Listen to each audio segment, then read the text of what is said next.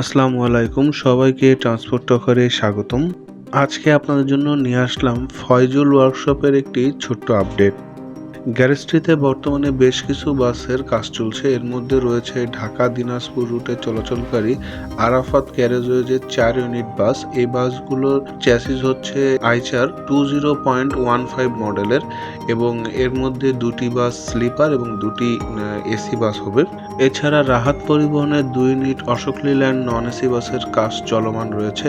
এছাড়া আরও 2 unit Ashok Leyland বাসের উপর বডি নির্মাণ করা হচ্ছে, তবে এটা কোন ব্যানারে সঠিক জানা যায়নি। তবে খুব সম্ভবত রাজশাহী চাপাই রুটেই চলাচল করবে বাস দুইটি। এছাড়া ঢাকা গাইবান্ধা রুটে চলাচলকারী আলহামরা পরিবহনের RN এর কাজ চলছে। এখানে খুব সম্ভবত বাসটি রিবডি রিপেন্ট করা হবে, কারণ বাসটার পিছনে কিছু ড্যামেজ রয়েছে। এছাড়াও আলহামরা পরিবহনেরই ইউনিট 1J বাসের রিবডি রিপেন্ট হবে।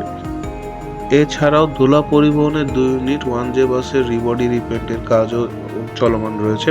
তো এই ছিল ফয়জুল ওয়ার্কশপের একটি আপডেট। ভিডিওটা ভালো লাগলে অবশ্যই লাইক করবেন, কমেন্ট করে আপনাদের মতামত জানাতে পারেন। যারা ভিডিওটা ট্রান্সপোর্ট টকারের ফেসবুক পেজ থেকে দেখছেন তারা পেজটা ফলো দিয়ে সাথে থাকবেন।